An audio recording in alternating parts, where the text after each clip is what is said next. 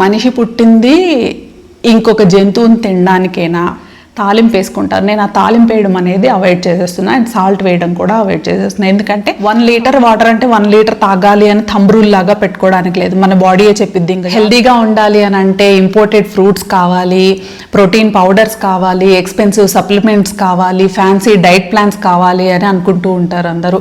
కానీ నాకు మాత్రము ఆల్మోస్ట్ నేను స్క్రాచ్ నుండి ప్రిపేర్ చేసిన హోమ్ ఫుడ్ మాత్రమే తీసుకుంటూ ఉంటాను. అండ్ మంత్లీ ఎక్స్పెండిచర్ వచ్చేసి ఒక 5,000 to 6,000 మధ్యలో అవుతుందన్నమాట నేను తీసుకునే ఫుడ్కి. అంటే పర్ డేకి వచ్చేసి మ్యాక్సిమం 200 రూపీస్ అవుతుంది, అంతకు మించి దాటిపోదు కూడా. మరి ఆ డైట్ ఏంటి, అందులో పౌష్టికాహారం ఎంత ఉంది అనేవి అన్నీ కూడా ఈ వీడియోలో అయితే నేను షేర్ చేసుకుంటాను.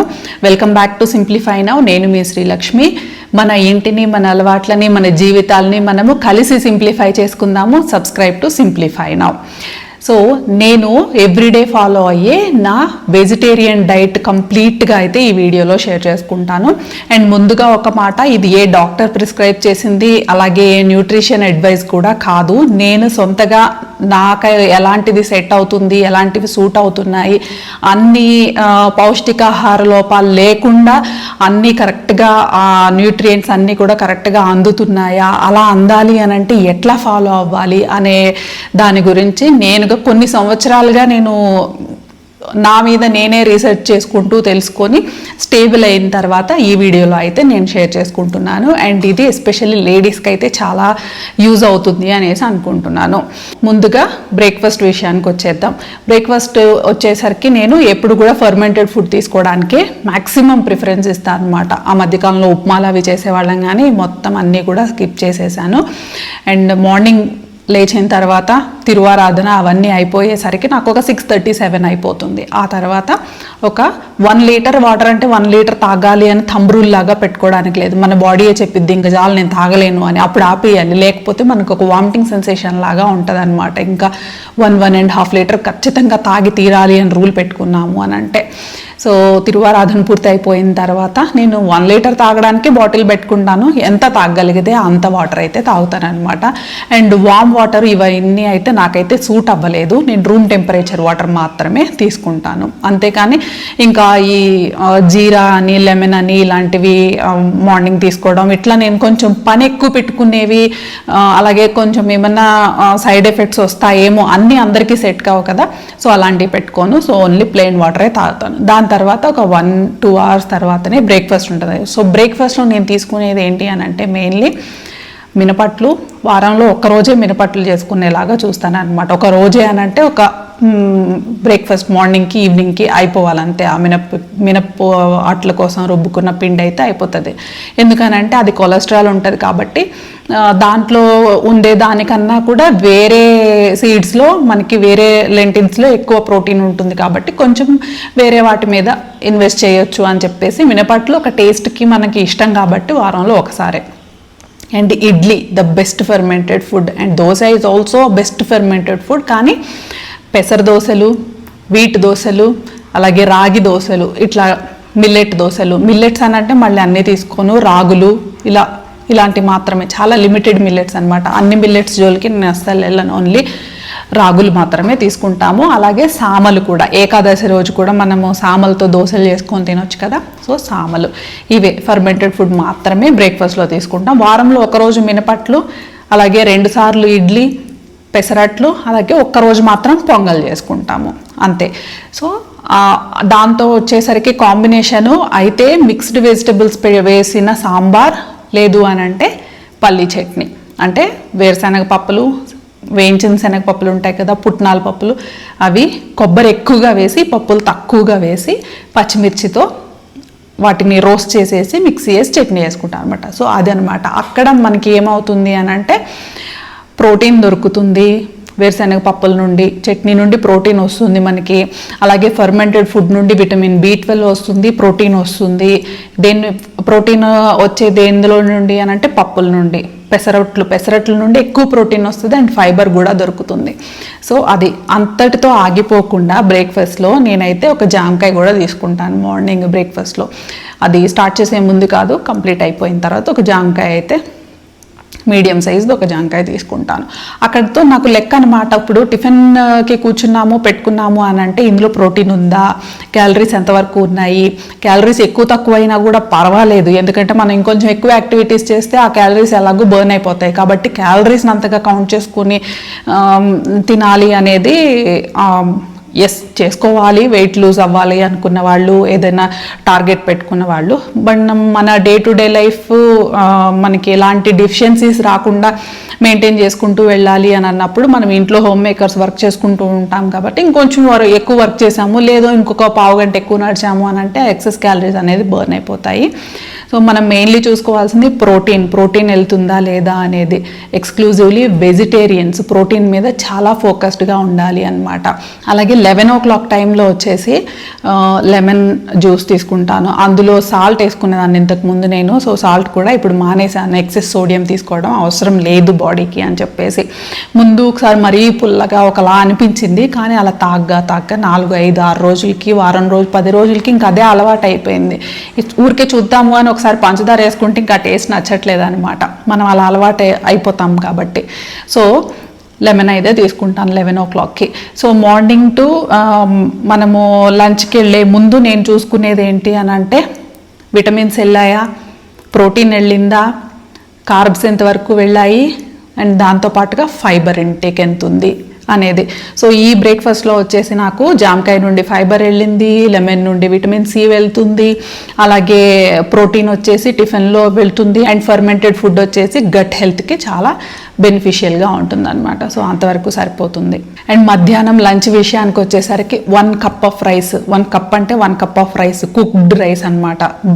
అన్కుక్డ్ రైస్ 1 cup తీసుకొని కుక్ చేసుకోవడం కాదు, 1 cup ఆఫ్ కుక్డ్ రైస్ తీసుకుంటాను. దాంతోపాటుగా పప్పు, ఆకుకూర పప్పులు కానీ, కూరగాయలు యాడ్ చేసుకున్న పప్పులు కానీ, పప్పు అయితే తీసుకుంటాను. 1 cup రైస్కి 1 cup పప్పు తీసుకొని 1 cup స్టీమ్డ్ వెజిటబుల్స్.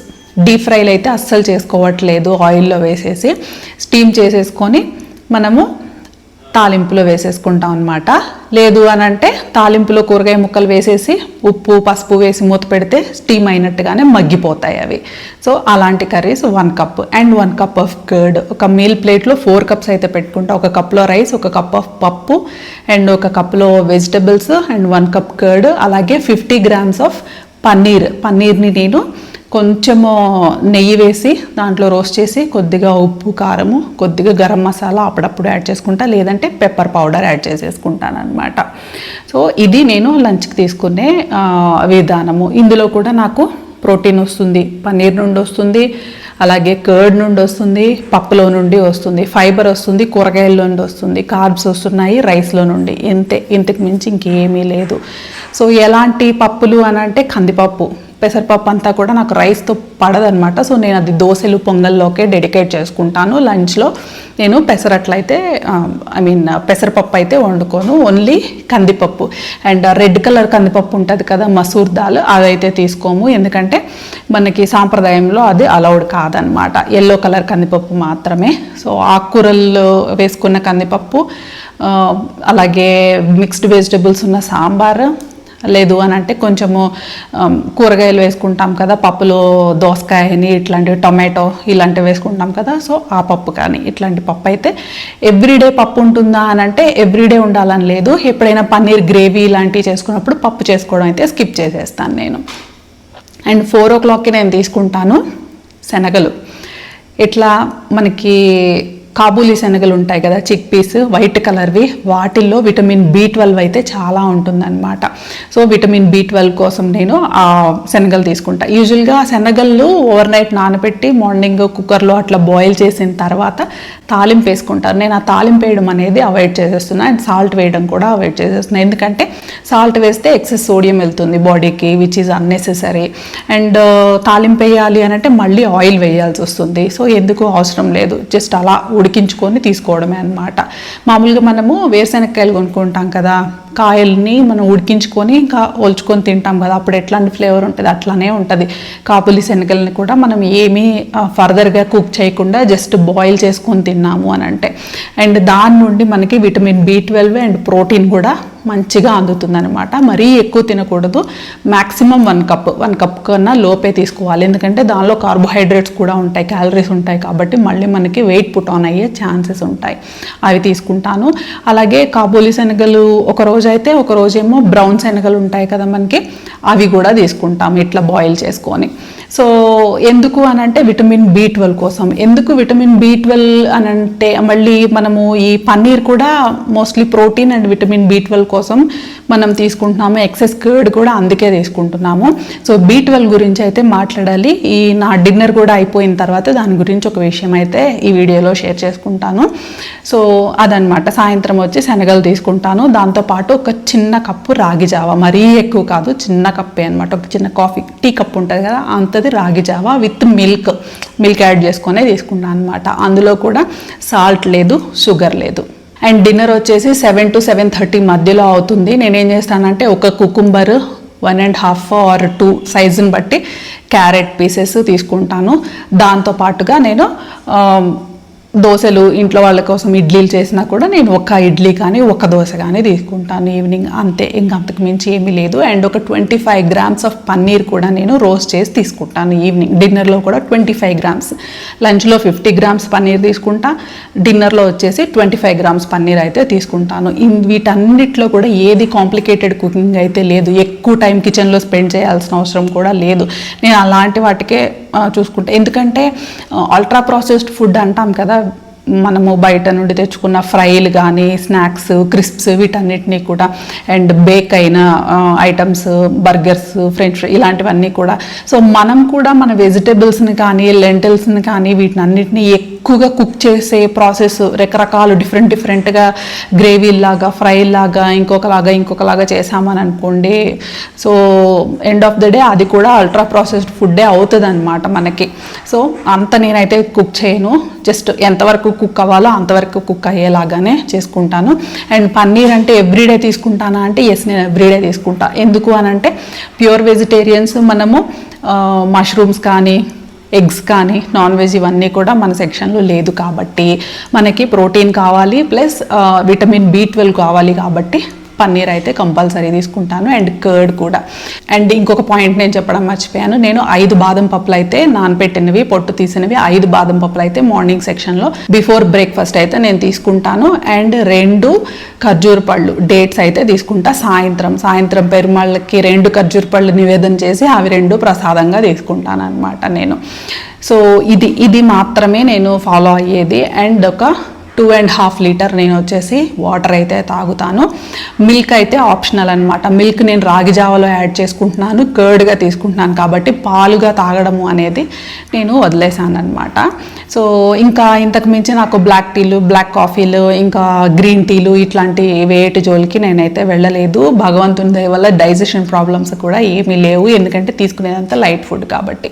సో ఇంత లైట్ ఫుడ్లో నుండి మనకి ప్రోటీన్స్ అన్నీ అందుతున్నాయా అంటే ఎస్, అందుతున్నాయి. మేజర్ సోర్స్ వచ్చేసి dairy products, paneer, curd, buttermilk, ragi జావా అండ్ చిక్ పీస్, మన కాబూలి శనగలు, కందిపప్పు, కూరగాయల నుండి ఫైబర్స్ అన్నీ కూడా సఫిషియెంట్గా అందుతాయి. స్టిల్ మనకి ఒక విటమిన్ డెఫిషియన్సీ అయితే ఉంటుంది, అదేంటంటే B complex, vitamin B12 deficiency.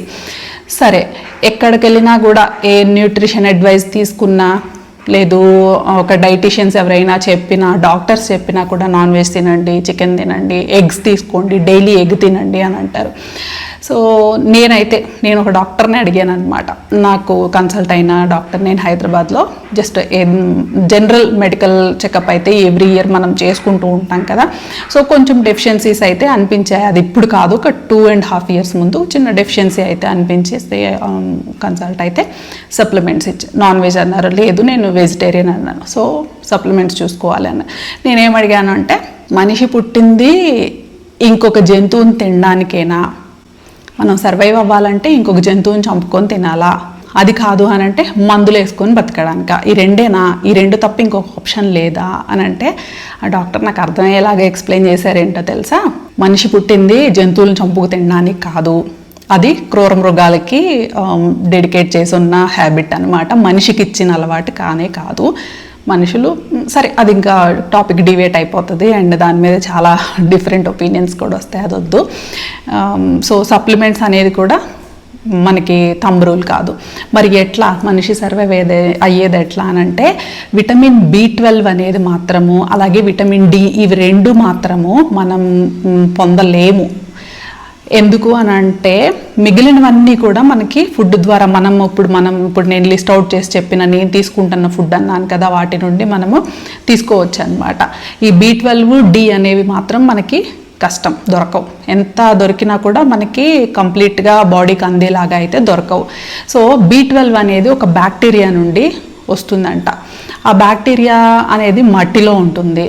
So మనము ఇంతకుముందు అన్ఫిల్టర్డ్ వాటర్ ఉంటాయి కదా చెరువుల్లో కానీ ఇట్లా, ఆ నీళ్లు తాగేటప్పుడు మనకి B12 సఫిషియెంట్గానే ఉండేదంటే, ఎందుకంటే ఎప్పుడు మట్టితో మమేకమై ఉన్న నీళ్లు, ఆ నీళ్ళని తాగినప్పుడు ఆ గుడ్ బ్యాక్టీరియా అనేది వెళ్ళి ఆ విటమిన్ B12 అనేది మన బాడీలో తయారు చేసే బ్యాక్టీరియా మనకి అంది మనకి బాగానే సఫిషియెంట్గా ఉండేదంట. ఆ రోజుల్లో డెఫిషియన్సీస్ లేవు. ప్లస్ రెండోది వచ్చేసి ఫుడ్. ఇప్పుడు ఏదైనా ఫుడ్ మట్టితో కలిసి ఉన్న ఫుడ్ని తీసుకున్నాము అన్నా కూడా దాని ద్వారా కూడా బ్యాక్టీరియా వెళ్ళి మనకి B12 అనేది సఫిషియెంట్గా తయారవుతుంది. సో ఇప్పుడు మనం ఏం చేస్తున్నాము, ఫిల్టర్ చేసుకొని నీళ్ళు తాగుతున్నాము. రెండోది వచ్చేసి ఫుడ్ అనేది చాలా బాగా శానిటైజ్ చేసుకొని తింటున్నాము. ఇతర డేంజరస్ వైరస్లను అవాయిడ్ చేయడం కోసం అట్లా చేసుకొని తింటున్నాము.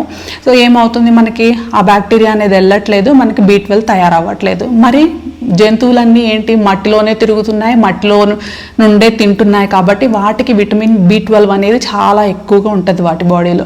సో వాటిని మనం తిన్నాము అని అంటే మనకి సరిపోతుంది అనేది ఇప్పుడు పెట్టుకున్న ప్రాసెస్ అనమాట. అండ్ ప్లాంట్స్ వచ్చేసి మనము ఆకులు కానీ కాయలు కానీ అవన్నీ మట్టిలో ఉండవు కాబట్టి అవి కూడా విటమిన్ B12కి సంబంధించిన బ్యాక్టీరియా వాటిల్లో కూడా ఉండదు. ఉన్నా కూడా మనం వాటిని శుభ్రంగా శానిటైజ్ చేసి కడిగేసుకొని నీట్గా తింటున్నాం కాబట్టి, అలా కడగకపోతే ఇంక వేరే రోగాలు వచ్చేస్తున్నాయి ఇప్పుడు. సో అది మన కర్మ అనుకోవాలి మనం, ఇంక అంతే. సో వెజిటేరియన్స్ ఎవరైతే ఉన్నారో వాళ్ళు ఒకప్పుడు లేదు కదా, ఒకప్పుడు కూడా వెజిటేరియన్స్ ఉన్నారు కదా, అప్పుడు లేని ప్రాబ్లమ్స్ ఇప్పుడు ఎందుకు వస్తున్నాయి అని అనుకోకుండా వీలైనంత వరకు కన్సిస్టెన్సీ మెయింటైన్ చేస్తూ ఇప్పుడు నేను చెప్పిన డైట్ ఫాలో అవుతుంటే నాకు విటమిన్ B12 నాకు సఫిషియెంట్గా ఉంది.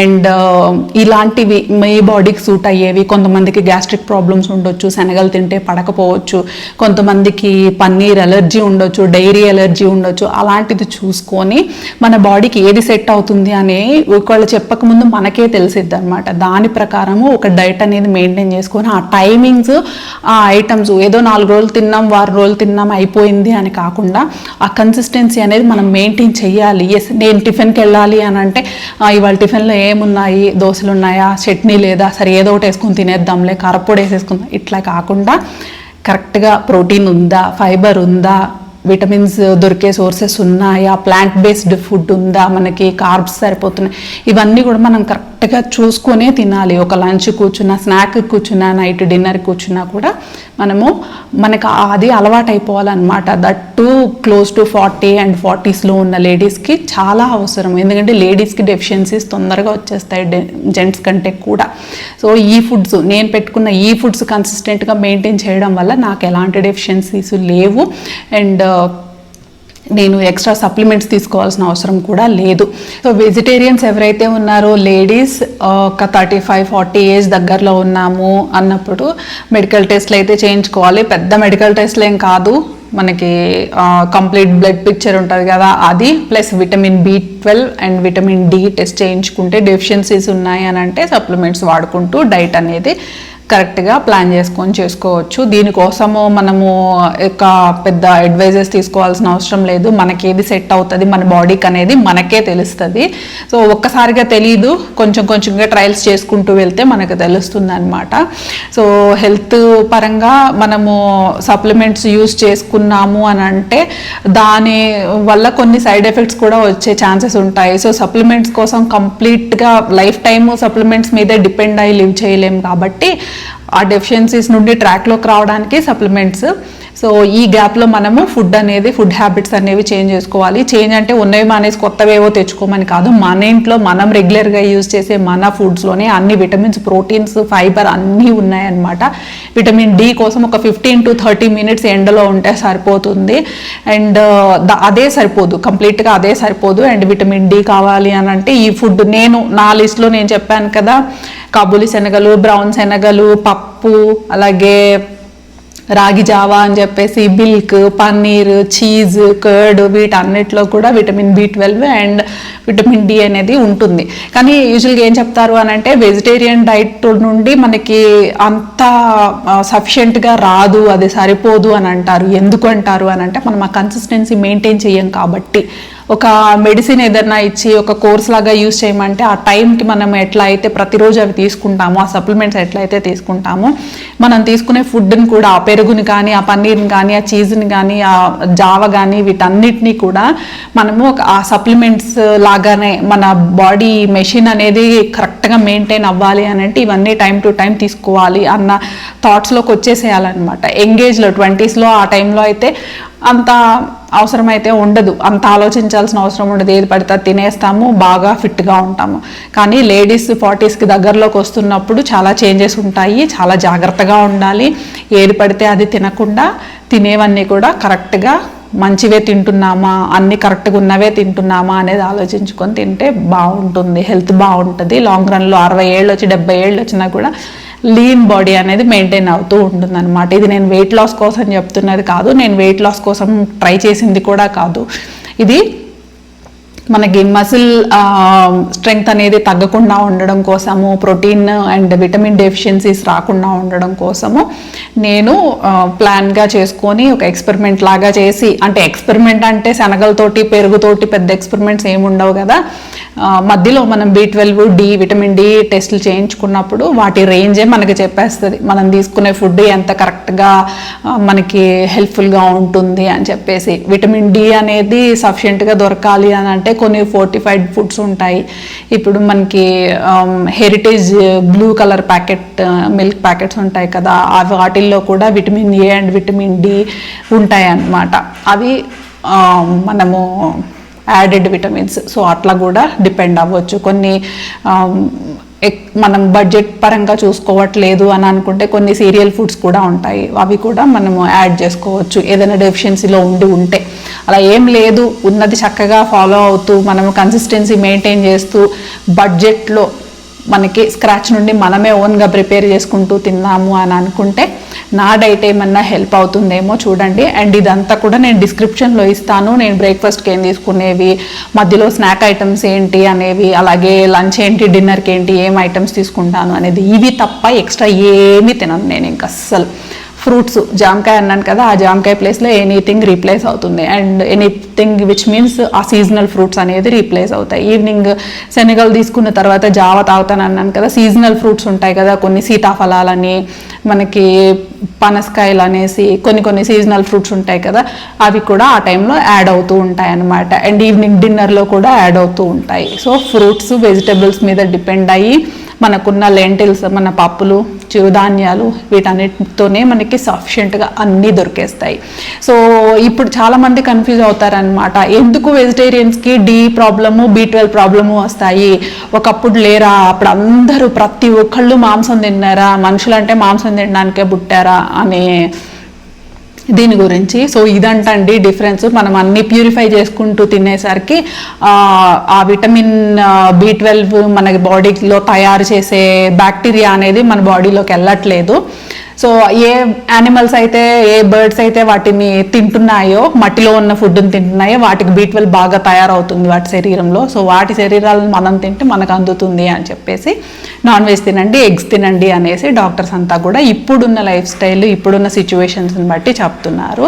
సో మనం కొంచెం కాన్షియస్గా ఉండి చూసుకుంటూ ఉంటే కాస్ట్లీ ఎక్కువ స్పెండ్ చేయకుండా సప్లిమెంట్స్ మీద, ఫ్యాన్సీ డైట్స్ మీద, ప్రోటీన్ పౌడర్స్ అంటే వేలల్లో ఉంటాయి, ఇలాంటి వాటి మీద మనం స్పెండ్ చేయకుండా కాస్త కాన్షియస్గా మన ఫుడ్ ఐటమ్స్, మన ట్రెడిషనల్ ఫుడ్ ఐటమ్స్లోనే మనకు అన్నీ దొరుకుతున్నాయి కాబట్టి చూసుకొని తింటే హెల్తీగా ఉంటాము.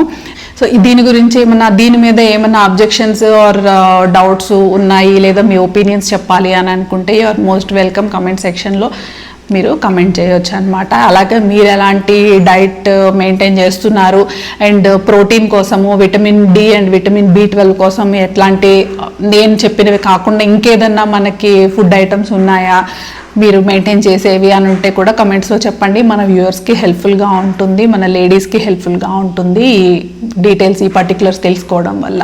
సో ఈ వీడియో కొంతమందికైనా హెల్ప్ అవుతుంది. ఒక బడ్జెట్లో మనకి కావాల్సిన పోషకాహారం అంతా కూడా అందేలాంటి మీల్ అయితే రెడీ చేసుకోవడానికి అని నేను అనుకుంటున్నాను.